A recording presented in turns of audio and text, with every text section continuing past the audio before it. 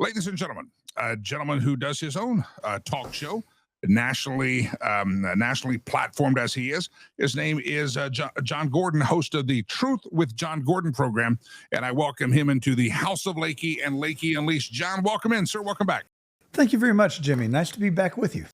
Good to have you here, sir. Well, we've got a couple of topics I want to hit with you, but one of those is obviously the big news is the changing of the guard in Washington, D.C., and the Joe Biden's final weekend, and more commutations from Joe Biden for some drug sentences. Give me your thoughts. What are we watching happening? How historic is this?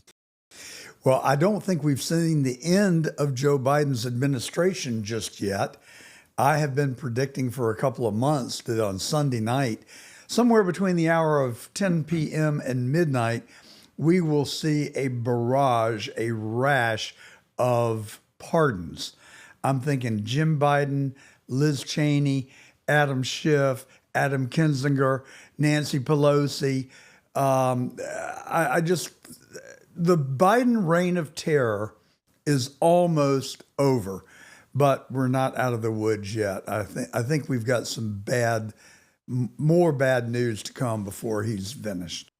Let me ask you this question. To me, these preemptive pardons that they're talking about, has that ever been tested in front of the Supreme Court? Has anybody ever verified that those are actually legitimate? That you can, because it seems like a very dangerous place to be going. That if I'm going to have my friends commit some crimes, I'm going to have them do some things, and right before I leave office, I'll pardon them, and they'll be off the hook before they get caught. The amount of hypocrisy and duplicity that the Democratic Party is willing to engage in is just mind-boggling to me. They talk about Donald Trump winning a Supreme Court case that granted all presidents immunity for their official acts, as if this was some horrible thing that Trump was going to take advantage of and commit all sorts of crimes. The fact of the matter is, they cannot pin anything on him. They have looked in every corner of his life, and all they can do is make up spurious charges and invent these prosecutions that have gone nowhere. Yet, they are preemptively pardoning people that have not even been charged of a crime. How does that work? How do you reconcile those things? It's just absolutely bizarre to me. It's bizarre to me as well. John Gordon, my guest, if you're just listening to the program, some of you only take the audio feed, which is fine. Yes, a program called The Truth with John Gordon. I'm sitting here thinking, how do you justify that? I mean, they're worried about Dr. Fauci. What do they think he's...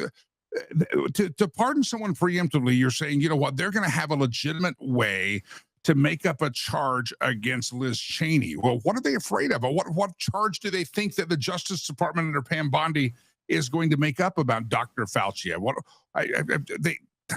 You don't just say, I charge you with a crime. You've got to be able to name a crime. What crime are they afraid that Dr. Fauci committed? Well, I think you make an excellent point. Did you watch any of the confirmation hearings this week? And did you see Adam Schiff going after Pam Bondi and saying, do you know of any predicate existing that might justify charging Liz Cheney? Well, yeah. How about witness tampering, lying before a congressional committee? I mean, I can think of several crimes. Of course, I kind of still want to know whose cocaine. I heard you talking about cocaine. I still kind of want to know whose coke it was in the White House. You know, and I know, and your listeners know, that the Secret Service knows exactly whose DNA was on that little baggie. And some people speculate that it could be Kamala Harris. I don't know. She acts like she's on something. And I know a good portion of the time she is slightly inebriated. That video of her from Hawaii after she lost the election was an embarrassment. I mean, she's obviously sloshed. Where are her handlers when they need them? I was watching this video of Macy Hirono. I've been calling her because of the question she keeps asking all these senators. Have you ever had sexual relations with someone unadvanced or whatever? All the Macy Hirono questions she's asking about sexual harassment. I've dubbed her, and pardon me if this offends anybody, but I called her horny Hirono. I think she's just a dirty old woman that is living to hear some dirty vicariously stories. from through others. Yeah, she's like, oh, please tell me something dirty. I ain't getting no action in my life. I don't know, but she sounds like she's a drunk woman as well. She's the one that asked Pete Hegseth about showing up to work drunk, and I'm thinking her and Kamala might have been drinking out there in Hawaii together. Just speculation on my part. Well, you know, they say that Congress people, when they get to Washington, say, how did I ever possibly get here? And after a month, they're asking, how in the world did these people, these other congressmen ever get here? Because they're whacked. She's a good example of that. And why the people of California cannot see through Adam Schiff and Adam Kinzinger, and why they would allow these people to become elected to high office, especially Schiff. I mean, the guy is just a disgrace. There's nobody. Did you ever watch Jim Baker when he was a preacher? Yeah, Jim and Tammy Faye. Every now and then, when I was younger, I would be channel surfing, and I would land on Jim Baker and Tammy Faye, and I would find myself lingering there just so I could stay there to dislike them, because you knew they were such frauds. And I feel the same way with Adam Schiff. There's no one that I watch that I feel is more duplicitous and just makes you want to dislike him more than him and maybe Alejandro Mayorkas. But only 3 more days, and we'll get the sunshine and let the good times roll. Yeah, it's fascinating. And, we're watching these California fires burn, and you look at these inept politicians, Karen Bass, the mayor, who was almost the vice president if Kamala Harris wouldn't have been there. Karen Bass showing her just incompetence. You've got Gavin Newsom. You just look at the people of California and say, I know there's a lot of people outside of LA and San Francisco that are better than that, but you would think that the rest of the state, it's pretty obvious how disgusting and horrible these people are. But Gavin Newsom, Karen Bass, Adam Schiff, they get elected out there. I suspect, without proof, without evidence, but I suspect that the corruption in California runs so deep and so wide that you cannot even begin to estimate it. Why do I say that? Billions of dollars were taxed and raised to build water reservoirs. It was passed 10 years ago. The money has been taxed. Where did it go? But there's not one reservoir that has been constructed. And they do have a reservoir right there near the Pacific Palisades, and it is empty. And Trump has said, and I believe him, that you capture the runoff from the snow melt, and you capture the rain from Northern California, where it actually does rain a lot, and you allow that water to find its way to Los Angeles and the reservoirs to collect it. And you solve Southern California's water problem. And then Gavin Newsom says, oh, that's just not true. Okay, well, let me tell you, it's not Friday. It's just not true. I mean, it's just insulting to the intelligence of a normal person when he says, it's just not true. Well, the sun's not shining. It's just not true. Yeah. I mean, it's absurd. Gavin Newsom can't stand too close to those fires because his hair will catch on fire. That's how he's just but they keep electing him, and you just never, you just shake your head and say, what the heck is going on here? You mentioned we're just a couple of days away from a new regime, a new administration, and we probably have some dark days, some strange pardons coming down. I wouldn't be surprised if he just names all the people on the January the 6th committee and pardons all of them, which would be interesting, John. If they pardon all of them, destroying evidence. Where's the evidence that we hear Liz Cheney and Kinzinger have destroyed? Well, that's a crime. So if you get a preemptive pardon that stands up and that's legal to do preemptive pardons, well, he didn't pardon the staff member that was running things through the shredder. So are Liz Cheney and these J6 committee people going to get a pardon by Joe Biden, and yet the staff member that was carrying out the orders doesn't get the pardon? Are they going to be the ones that face the consequence if a crime was committed? I mean, there's just very little doubt in my mind that Butler, Pennsylvania was an inside job. If you look at all the errors and omissions, at some point you've got to say nobody could have allowed these things to happen unless it was intentional.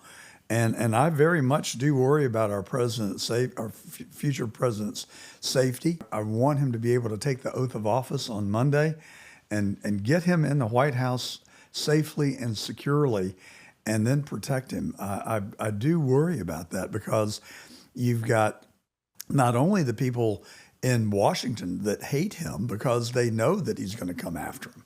He's not going to go after him because he wants retaliation or being petty. But those people put this country through unmitigated hell. And they wasted your money and mine on multiple political witch hunts for the sole purpose of precluding Donald Trump from becoming president. And now that they've lost at every single turn, they're desperate. And they've got to know that they are going to be called to task for the dastardly deeds that they've done. So I have said for the better part of a year, let's take the moral high ground. Absolutely investigate, conduct trials, and have fair, impartial jurors determine the guilt or innocence of these people. And then, Mr. President, President Trump, pardon them. Bring the country together. Let's don't divide the country over bickering over whether it was fair or right to investigate and prosecute these people. So you just pardon them. But the truth is out. That's what I want. I want a cleansing of our federal government, which I have concluded is rotten to its core. The CIA has infiltrated every single department of the federal government. They have CIA personnel embedded even in the White House, in the Department of Defense, throughout the federal government. It's got to stop. A very respected, well-known national correspondent who lives in Washington, who lives in that environment, told me you can count on one hand the number of members of Congress, both houses, who are either not compromised or on the take. Now, I don't know whether that's true, but you look at all the rhetoric and all the vitriol that come out of both parties, and you say, great, way to fight. Where are the consequences? Yeah. They're none. All we do is bring them up there and belittle them on national television so you can look like a superhero and then do absolutely nothing. I think it's a sham. I really have come to the conclusion it is a sham. A lot of people always, Trey Gowdy, never met him, don't have anything bad to say about him, other than whatever happened. I mean, he was a great prosecutor. He'd have Hillary Clinton up there. Hillary would scream, "What difference does it make?" And everybody's like, "Gotta get her, go get her, Trey." Nothing ever happened. Nothing ever happened. You look at Butler, Pennsylvania. They did all this investigation. They did all this. We know more about so many other things. We still don't know about that shooter in Butler, Pennsylvania. We don't know why a kid that cleaned bedpans at a nursing home had several phones. We don't know what the accountability was. Anybody ever disciplined, fired, cut loose? I don't even think they've announced a new Secret Service chief to take over under the new administration. I mean, no, you still got Ronald Rutrow. Yeah, you still got him, and hopefully he's fired on day one if he hasn't stepped down. And it's really just bizarre that we just kind of go along with it. With Trey Gowdy or this Republican or Jim Comer, they made it look real good, but nothing ever happens. You have these show trials, but nothing ever happens. And they say, well, it's not our fault that didn't happen. Well, whose fault is it? Somebody's got to be held accountable. No one in D.C. gets held accountable. You and I see it just identically. I was home from the fourth grade on November 22nd, 1963, when John Kennedy was assassinated in Dallas, Texas. I have studied that assassination for literally 65 years. I have gotten my hands on everything that I could read, watched all the videos on YouTube and the documentaries and the 60-minute specials that have been played over the years. I consider myself pretty much an authority on the Kennedy assassination. I have concluded with 100% certainty in my own mind that Allen Dulles planned, conducted, orchestrated the assassination of the most popularly elected president of our lifetime up until that point. And that is wrong. It is as wrong as it gets. And then Lyndon Johnson, J. Edgar Hoover, and a whole cast of characters, including people that I really respected, like Richard Russell and Gerald Ford and the senator from Louisiana, Hale Boggs. They served on the Warren Commission. How did they let him get away with it? Richard Russell did not want to sign the Warren Commission final report. He told Lyndon Johnson he did not want to sign it. That is well documented. So our own federal government killed our democratically elected president. Now, roll the tape forward to July 13th, 2024 in Butler, Pennsylvania. The similarities are undeniable. In Dallas, the parade route was organized in a way that violated the Secret Service's own rules. It required a more than a 90-degree turn to go off of Elm Street onto Houston, or was it vice versa, Houston onto Elm. And the Secret Service rules required all windows to be shut and secured. They also had a minimum detail that had to be present for protection of the president. None of those things happened. The hairpin turn, the Secret Service detail was reduced that day, and the windows were allowed to remain open. We could talk until the cows come home about it, so I won't. But you look at Butler, you look at the protected area of that venue, and I've seen it. There is an absolute slice of a pie that was taken out of the circumference of the secure zone, and it was the AGR building. Then you've got Thomas Maxwell Crooks, who ostensibly was the would-be assassin, who went to the shooting range for 2 or 3 months prior to the attempt, and he was accompanied by somebody. But in the logs from the shooting range, that person's name is redacted. I want to know who it was. There are breadcrumbs from Galaxy Place in Washington to Michael Crooks's house in Pennsylvania. Cell phone breadcrumbs. Yeah. I want to know who was it that traveled from Washington to Crooks's home 2 or 3 times leading up to July the 13th. Who was it? Then, last little factoid here. Maxwell Urich. He was a strange dude. He fought in the Ukraine. He had supposed alleged ties to the CIA. He showed up in Portland, Atlanta, D.C., all the hot spots of the 2019 riots. He is alleged to have had ties with Ralph. Ralph was the guy that was the attempted assassin in West Palm Beach. The closer you look, the spookier it gets. Now, Maxwell Urich had gauges that he had taken out of his ear. The ear healed, but it left a scar. You zoom in on the shooter on the AGR building, that person has a scar.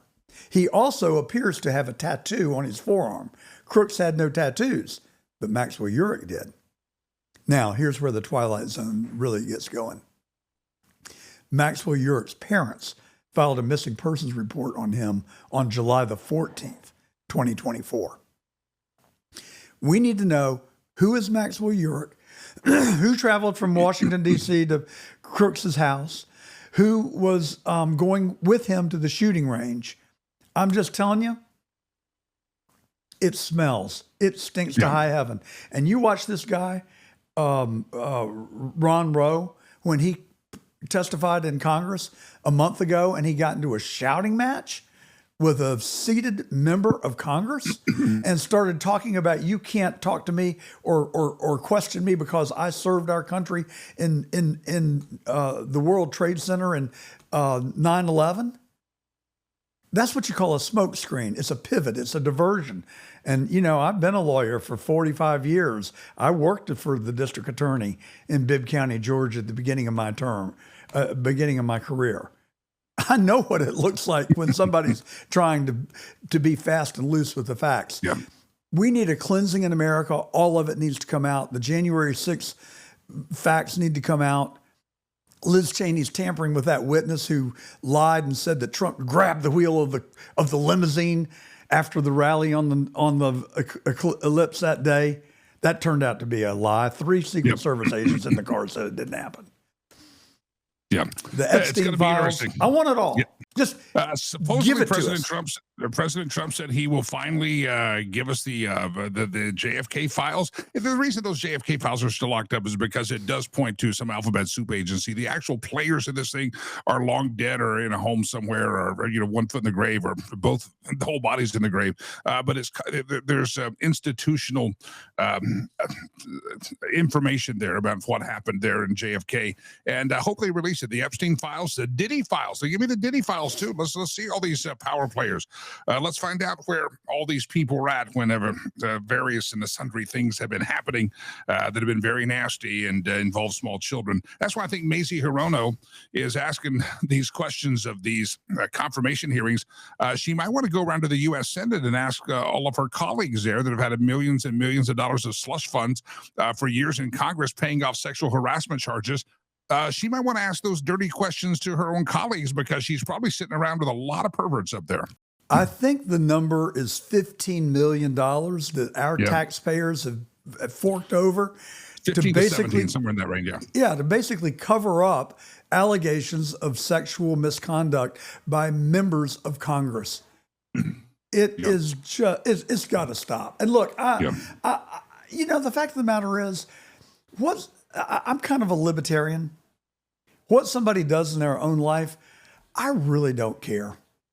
Now that's going to upset some of my friends that are very devout, hardcore Christians, and I get it. I do try to live a Christian life. I work really hard to follow the 10 Commandments. I'm not perfect. I'm not saying I am. I'm not trying to paint a picture here. But what I am saying is that, Jimmy, what you do in your life, as long as you're not harming someone, I don't really care. You get to decide that, but so does your maker, okay? Yeah. You want to condemn yourself to a life, an eternal life in hell? I think it's your choice. You want to shoot up with heroin? You want to become a heroin addict or a drug addict?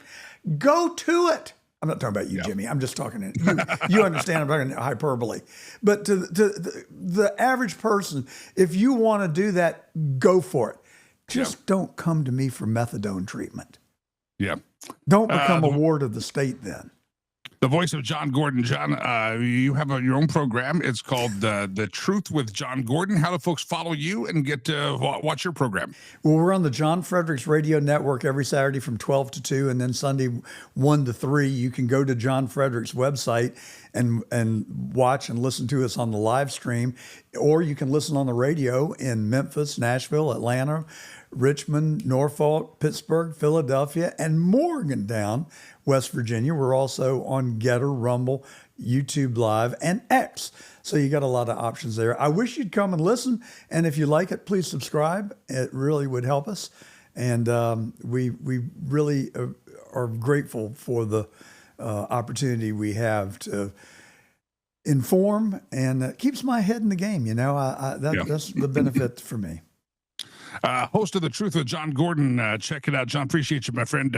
Next time we talk, we will have a new administration. A new sheriff will be in town in Washington, D.C. And from your lips, my lips, to God's ears, let's hope that he gets to do all the things that we hope he gets to do.